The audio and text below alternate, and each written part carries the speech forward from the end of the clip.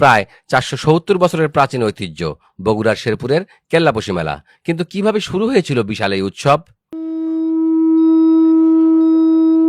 লোকগাথা অনুযায়ী সময়টা 1556 খ্রিস্টাব্দ।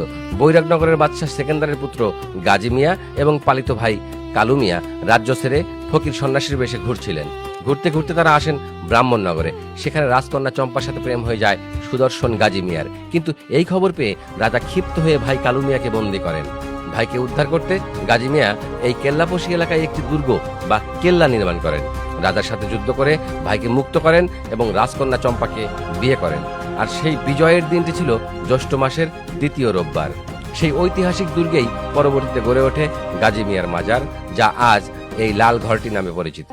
আর বিয়ের সেই 3 দিনব্যাপী উৎসবই আজকের এই কেল্লাপোশী মেলা। এই মেলার আরেক নাম মাদারের মেলা বা জামাই বরণ মেলা। আর মেলা প্রাঙ্গণে আসা সাধু ও বাউলেরা বছরের পর বছর ধরে রোগমুক্তি ও আধ্যাত্মিক ভাবাবেগে এখানে আসর বসান, ধরে রাখেন শত বছরের প্রাচীন সুফি ঐতিহ্যকে।